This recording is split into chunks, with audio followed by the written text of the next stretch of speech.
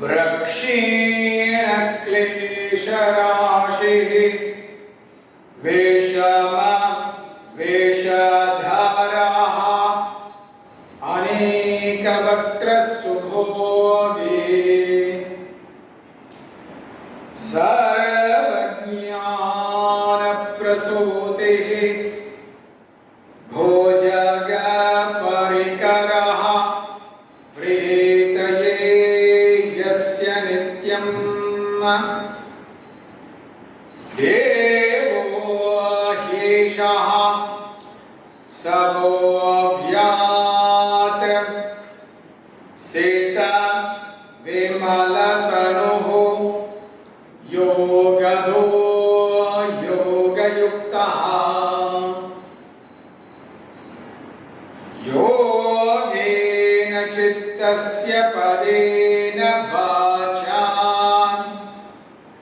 Malam Sharirasya Cha Vaidyakena Yopakarotam Pravaram Muninam Patanjalim Pranjaliranatosmi Abhava Purushakaram Shankha Chakrasidharanam Sahasra Shirasam Shvetam Pranamami Patanjalim Srimate Anantaya Nagarajaya Namo Namaha Patanjala Mahabhashya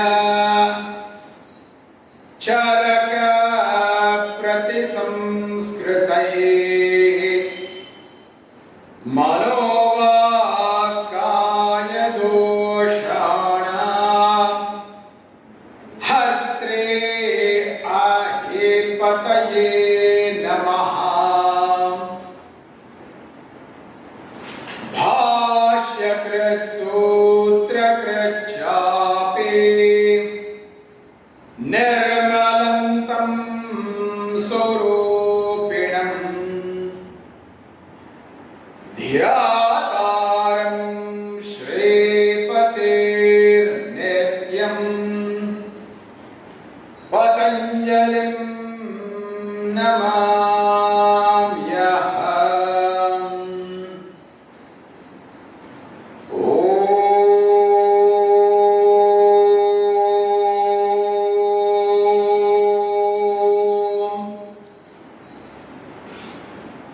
Sthira Sukhamasana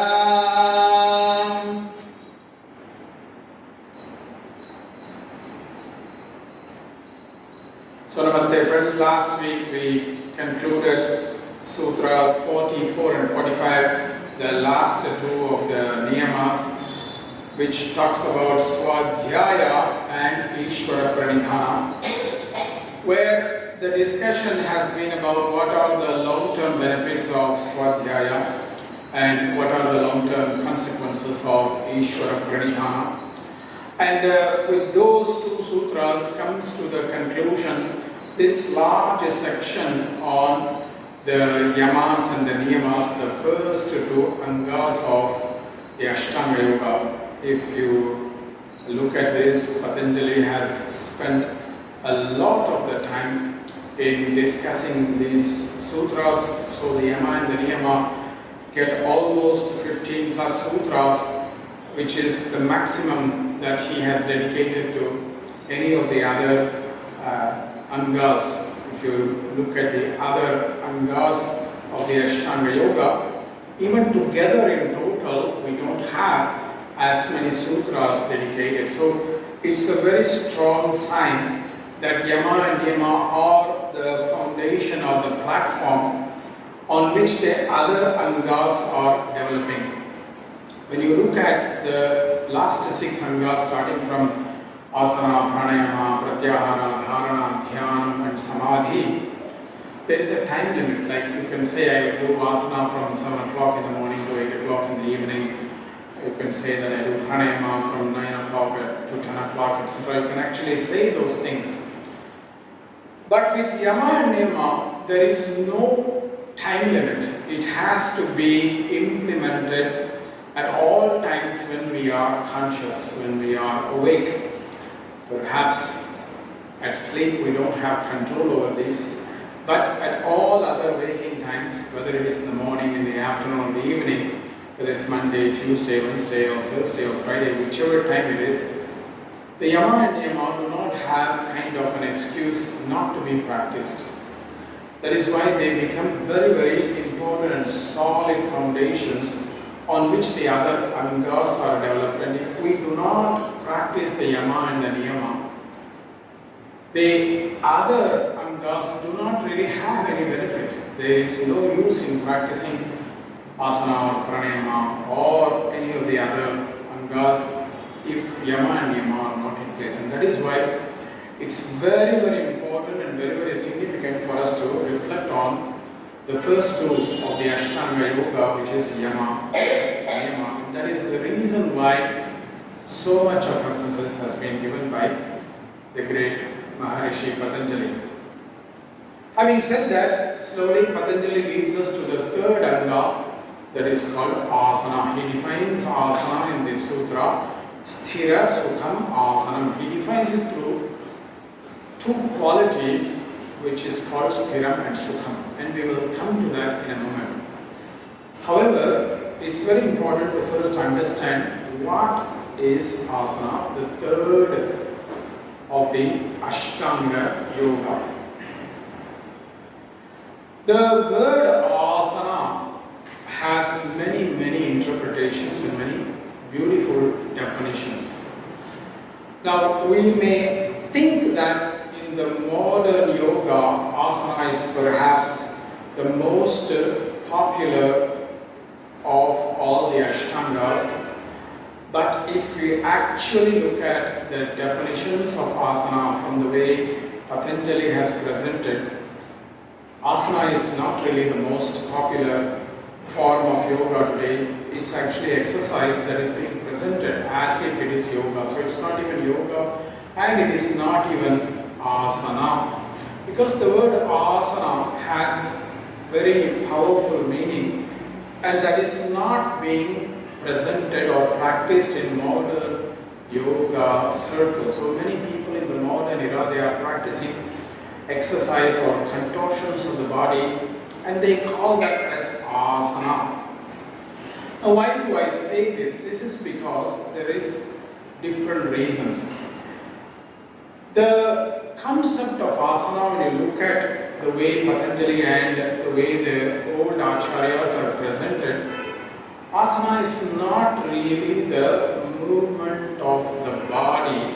Asana is actually the movement of prana, energy.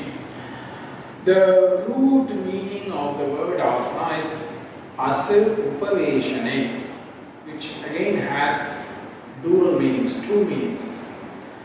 Upaveshane means to be seated, to be quiet, to be still. Now, when you look at this meaning, that means in an asana, you are essentially still. That means the body and the mind, they are not moving too much.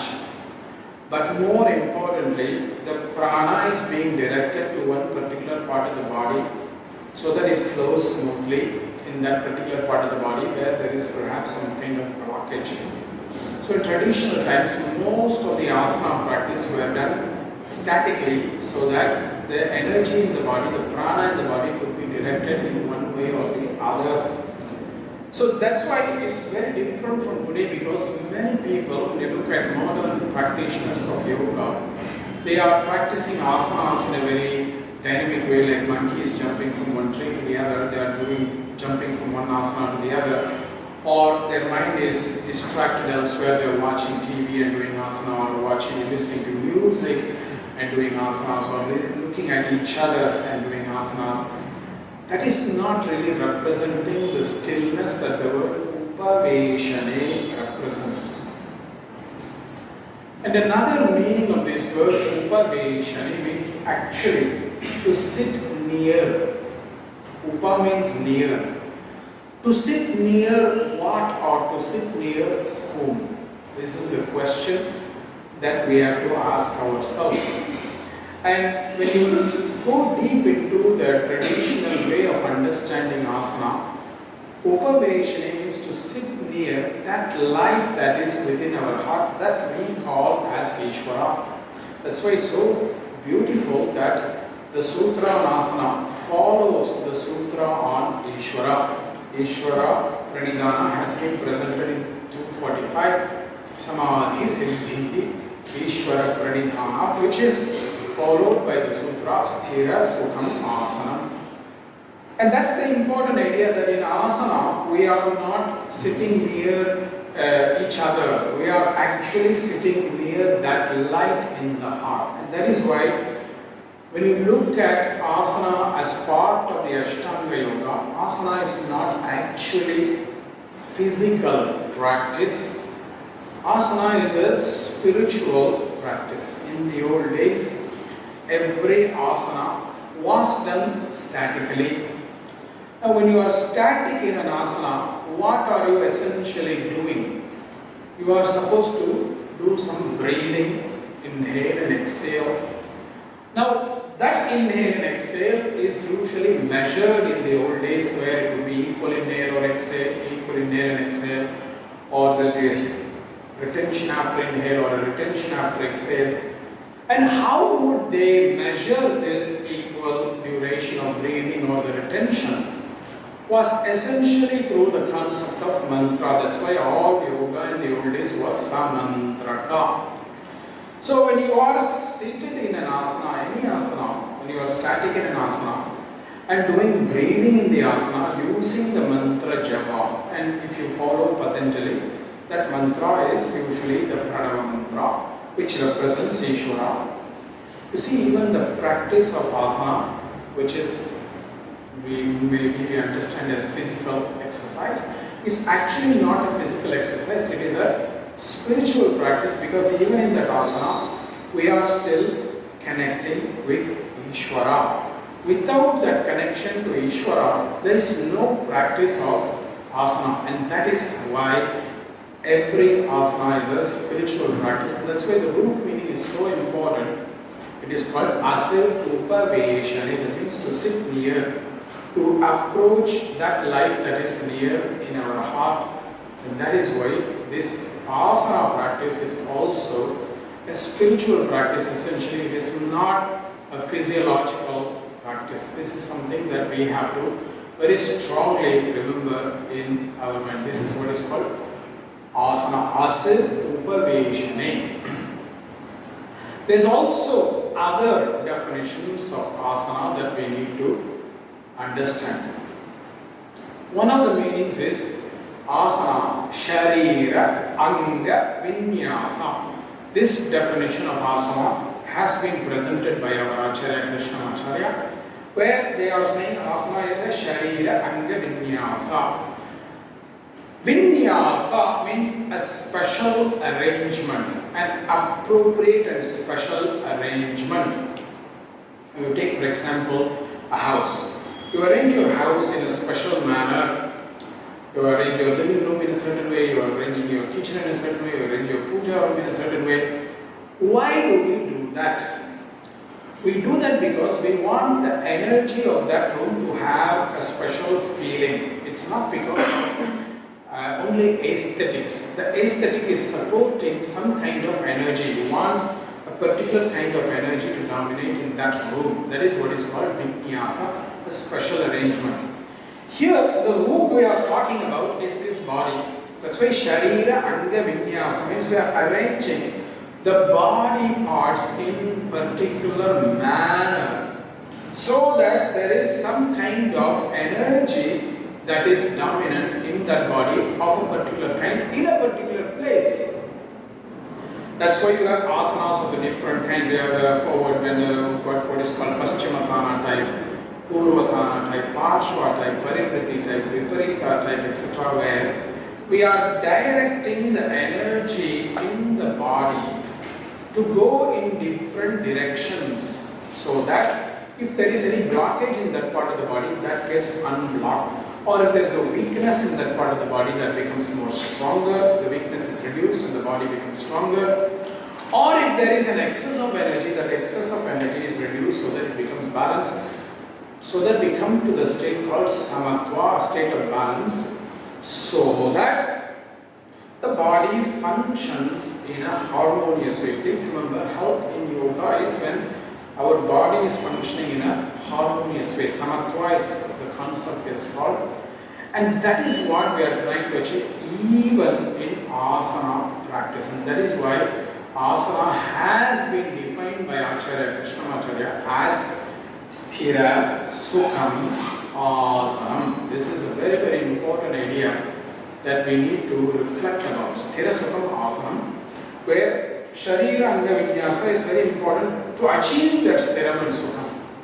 We are arranging the body in a very special way so that there is Sthiram and Sukham that is established in the body at different levels, not only at the physical level, but also emotional level, but also at a psychological level, and this is very, very, very significant. This is what is the meaning of Sharira Anga Vinyasa. Because please understand, in Vedic understanding, our body is a temple. We ask a question very simply: what is a temple, or where is a temple? The very simple answer is the temple is a construction where there is the presence of the divine. Now, if the divine is in our heart, this construction therefore becomes a temple. That's why when you look at many old Indian temples, they are all built in the structure of the physical body, of a human body lying down. You look at the entrance of the temple, what is called the Gopura. The entrance of the temple is the feet of the person lying down. Now, as you approach further, you will see in the temple there will be a particular lotus of 4 petals on the ground. Now that is the Mooladhara chakra. Then a little bit further into the temple you will find the Garuda Dhwaja, the flag of the temple, and that you will also find will be on a shape of a lotus on which this flag is erected. That is the Swadhisthana chakra. And as you go further, you will find all these different Sapta chakras in the temple, where usually the sanctum will be either the Anahata chakra or the Sahasrara chakra, depending on the architecture of the temple. So basically, this body is nothing but a temple because there is the presence of the divine. So when this is the temple, we are supposed to keep the temple clean, healthy, and full of energy. That's why we practice asana, so that the energy of this temple is healthy, strong, and fluid, not heavy, not dense or blocked, not violent, not agitated, but actually stable and grounded. And that is why we practice asana, so that we are directing the parts of the body, the energy in these parts of the body to start flowing more smoothly and not get blocked. This is another definition of asana that is called as Sharira Anga Vinyasa. Another definition exists. This is what is called as Nava Sharira Samskara Asana. Nava Sharira Samskara. Now, one of the problem with the body, whether it is the physical body or emotions or our mind, is that it accumulates patterns. It accumulates patterns.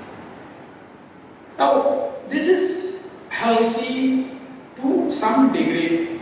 We need some patterns. We don't need to learn how to walk every day. It's okay if we have a pattern already. We don't need to learn how to communicate every day. It's okay if we have a pattern of communication, etc. But the problem is, because of bad lifestyle choices or bad dietary choices, the body can accumulate unhealthy patterns. A very simple example, even this morning for yoga therapy, I met a lady who is a computer programmer who is always sitting for many hours a day working on the computer. So obviously that job which she is working about 6 days a week, unfortunately, is creating bad posture, which in turn creates a lot of back pain. So there is an unnatural pattern that this person has accumulated based on bad lifestyle, which is the job. Now, our human body was not meant to sit and work on a computer for 8 to 10 hours a day. Even if you go 100 years back, all over the world, our ancestors were moving a lot. They were not often static or sedentary people. They were actually quite active. So, when we see our generation, we have started to accumulate bad patterns because of inappropriate lifestyle. So this creates an imbalance in our system, because this bad lifestyle is not healthy for us and it creates some blockages.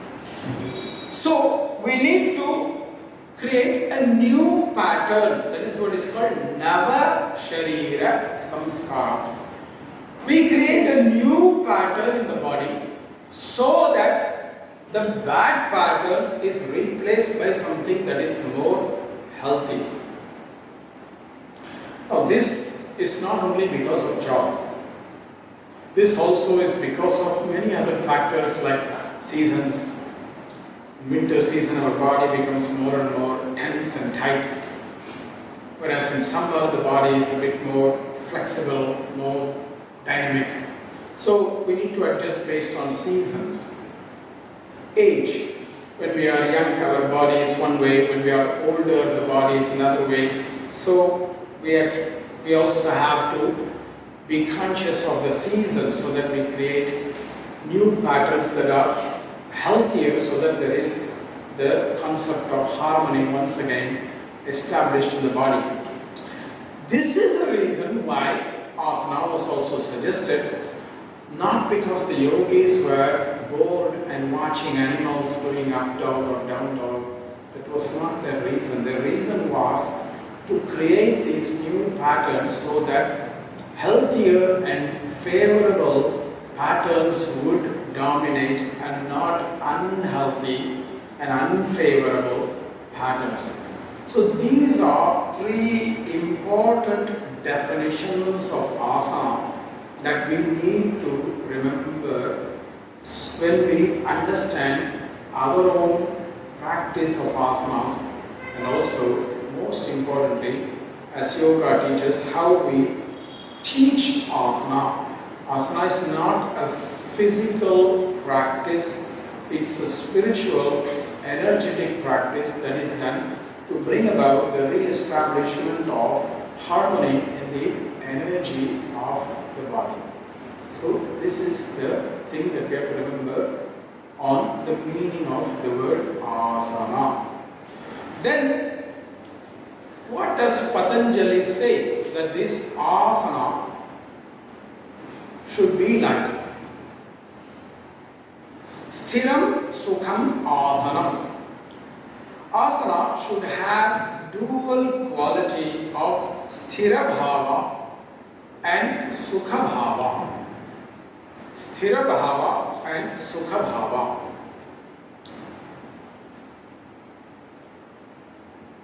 This is very fascinating. Sthiram represents stability or strength. So sthiram represents the absence of disturbance or instability or instability. Sukham means that which is comfortable or fluid. That means there is no resistance, there is actually fluidity. And this is very important, my dear friends, because in the modern era there is a lot of writing that is now coming out about the injuries that are caused because of practice of asanas, where people push themselves or push their students to achieve a particular form of an asana which doesn't make any sense. So that's why it's important to remember these two qualities called sthiram and sukham. Now when discussing this, there are a few important factors we have to understand. Firstly, the sthiram and sukham is considered to be in three different dimensions: at the level of the body, at the level of the energy, prana, breath, at the level of our psychological or emotional state while practicing the asana. So let us take the first dimension of the physical experience, and what the meaning of sthiram and sukham mean. So sthiram at the physiological dimension means, as Vyasa, the great commentator on the sutra, says, na angamejayatva bhavaha, where there is no tremors or trembling in the body at any level. So when you are doing some asanas, your legs should not shake, your hands should not tremble, your neck or body should not shake. It should have that feeling of stability. Even when you are moving from one posture to another, it should move with that grace and that stability. It should not move in a rough manner, because that movement in a rough manner is a sign that rajas or vata is dominant, and that is not a good sign for the practice of asana. This is what is the concept of sthiram at the physical level. Sukham at the physical level, Vyasa says, na dukkha bhavaha. That means there is no pain. This is a very important attribute, because many modern day yoga schools, they brainwash their students in a false way that there is no pain, there is no gain. This is exactly the opposite of what the great Patanjali is saying. There must not be pain during the practice of asanas. That is what is the meaning of sukham in the physiological level. The body should feel comfortable. So the question may be asked, what if I cannot achieve the form of the asana? It doesn't matter. What is more important than the form of the asana is the function of the asana. Please remember, the yogis were not fools. They created asana for a function, not for a form. So if the function is being achieved, that's okay. There's no need to push the body, to injure the body, to achieve a form temporarily. The yogis were very practical, because your body, your practice of Aṣtāṅga-yoga is not for one part of your life, it's for your whole life. They were starting their yoga abhyasa when they were 7 or 8 years old, and the time they stopped it was the time of their death. That means they were practicing throughout their life. It was not for one part of their lives. Our body changes so much from the time we are 8, let's say, till the time we are 100, which is what normal yogis were living in those days. So in 92 years, in 9 decades, the body will go through enormous changes. It will not remain the same. So the yogis were very clear that the form of the asana is not going to be same over 92 years of somebody's life. So they did not create asana for form, they created asana for a function. And that's why we must remember that when we practice, that we must not push and hurt and injure our body just because we want an egoistic achievement of a particular form so that we can take a picture and put it on Facebook or Instagram and get 5 minutes of pleasure. This is not the purpose of asana practice, and that is what is the meaning of sukham in the physiological dimension or physiological entity. There's also another dimension, that is the level of the breath. Now, sthiram and sukham must also be at the level of the breath. Like I said in the past, the yogis, when they practiced asanas, they were practicing asana always with breathing, because they were staying in the asana and doing breathing with mantra as the matra, as the duration. So the breath should also have the quality of sthiram and sukham. Now, what is sthiram in the breathing? It means the breath should be steady. The breath should not be disturbed.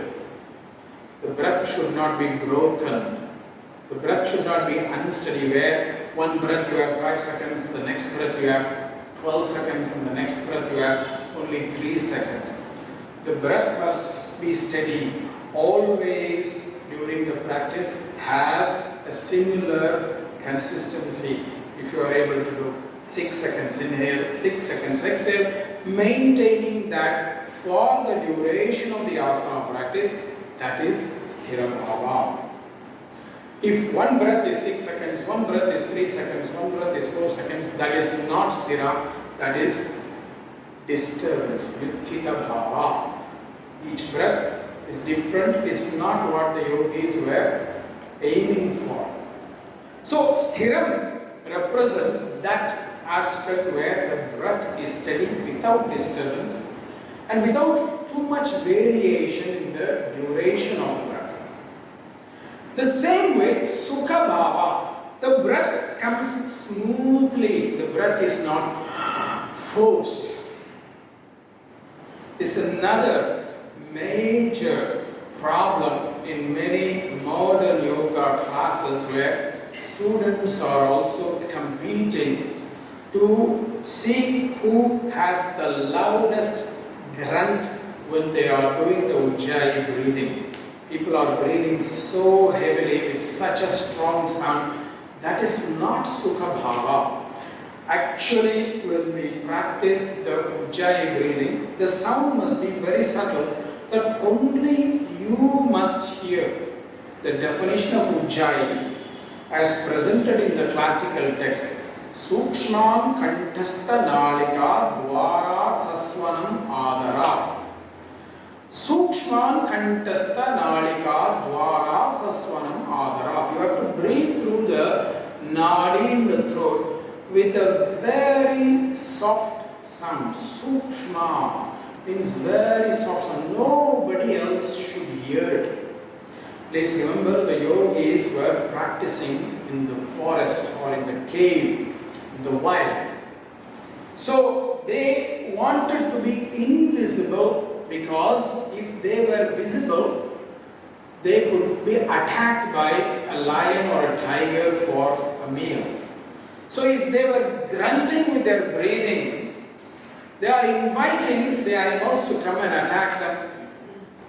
That's why their breathing was very, very sukshma. That is what is sukha bhava. The breathing is so smooth that there is no restriction, no sound, nothing, no effort. It's almost like an effortless breathing. This is very important, because when you practice asana like that, at the end of the asana practice, you will not be tired. You will actually be rejuvenated, you will not be tired. This is very, very significant and very important for us to understand. So that is what is called the sthiram and sukham at the breath level. Then sthiram and sukham at the psychological level. This is a very big challenge for most of us today, because our mind is so distracted today. Sthira bhava at the psychological level is the idea that our mind is focused, in the practice of asana, I'm not distracted. We are not watching each other, how somebody else is doing, are they doing better than us, or we are not watching each other when we are practicing in the beach. Many times people tell me that they are very distracted by other people on the beach. Some people in a positive way they are distracted, some people in a negative way distracted. Because if you go to our beach, there are lots of positive and negative distractions that we have in India especially. So people are distracted. Now that is not to happen. Our mind should not move here and there. That is sthira bhava at the mind level. Our mind must be focused on our practice, following the breath, following the body, and not being distracted by others who are outside or who are inside. Because remember, our distractions can also come from within. When we are practicing, we can think, oh, did I switch off the coffee machine? Oh, did I do my homework? Oh, did I play the violin? Oh, did I leave this open? Distractions can also come from inside, not only from outside. So we cannot only blame outside distractions because we have enough distractions within us. So this is the concept of sthira bhava, where there is absence of mental distractions or mental movement from one place to the other. Na vikshepa bhavaha. That is what is called sthiram at the mental, psychological dimension. That there is the absence of disturbance in the mental level. At the same time, the concept of sukha bhava at the emotional, psychological domain is that by practicing of the asana, we must not feel bad, we must not suffer. Oh, I'm not doing so well. Oh, why is it that yesterday I did so well, today I'm not doing well? Why is it somebody else is able to do better than me? Those kind of suffering that we are self-inflicting on ourselves, psychologically, we are not good enough, we are not important in this world, nobody likes us, this and that, those kind of things must not come to us as well from within us. This is also very, very important for us to remember, that when we practice asana, we have to practice with a positive and open attitude. Please go back to the first chapter, Yogasutra, Abhyasa, Sadhu, Dirghakala, Nairantarya, Satkara, Ācārya, Asevito, Dridhabhumi, Satkara and Ācārya. Satkara means a positive, open attitude. Ācārya means eagerness. These two are very, very important for us to keep in mind when we practice, and that is also something that is important to remember when we are practicing asanas. Now one question will always come. Sometimes when we are practicing asanas, certain psychological experiences may happen where we have some kind of painful impression that is woken up, or we feel like crying, we feel like grief, etc. That's okay, because that may be like a one-off experience where the practice of asana is processing some of our unprocessed emotions. That's okay. But if it's happening on a regular basis, on a continuous basis, that we are feeling bad, then definitely we need to look at the asana in a different way. We may need to refine our practice to suit our psychological structure so that this is not happening on a continuous basis, and that is also very, very important for us to remember, that the practice of asana is not just going to make us always feel good. Sometimes some of these bad suppressed emotions may come up, which we have to deal with, and that is why we need to have the guidance of our teacher or mentor with whom we have a close connection, so that we can process this and refine our practice accordingly. Now, one important thing that we have to understand about the Sthiram and Sukham is that it's not that Sthiram and Sukham must be 50-50, like 50% Sthiram and 50% Sukham, so that together we have Sthira and Sukha at 100%. Actually, we must aim for 100% Sthiram and 100% Sukham while practicing asanas. It's not that one has to be compromised for the other. Sthiram and Sukha must coexist. It's not that one has to be compromised for the other. This is very, very important because some people interpret that Sthiram and Sukham should be equal, means they should be 50-50. Please remember, even 100 is equal. So that is what we have to aim for. We must not aim for only 50% of Sthiram and 50% of Sukham. So that's why when we practice, the concept of steadiness or activeness, at the same time relaxing or comfort, is both important.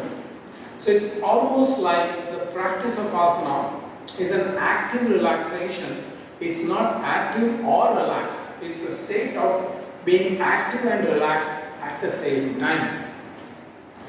This is very, very important and must not be forgotten because we want to sacrifice one over the other.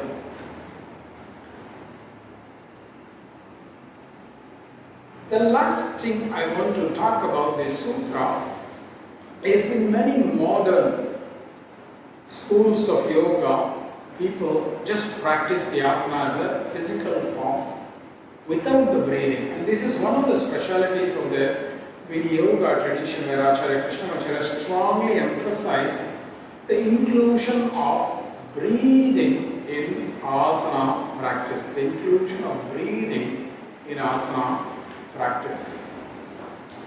Now many people ask, where is the reference for this? This is very, very important because Patanjali himself gives us the reference in the sutra Sthira Sukham Asanam, because the concept of Sthira Bhava, the activation energy, is connected to what is called the inhalation, that is considered the activation breath. So in some way, Sthira represents the inhale. Sukha, the relaxation, represents the exhale. So when Patanjali is saying Sthira Sukham Asanam, it basically means asana must include the concept of inhale and exhale. You cannot do asana practice forgetting the breathing. The concept of asana practice is inclusive of breathing in every stage of the way. You must use the appropriate breathing to get into the asana and come out of the asana.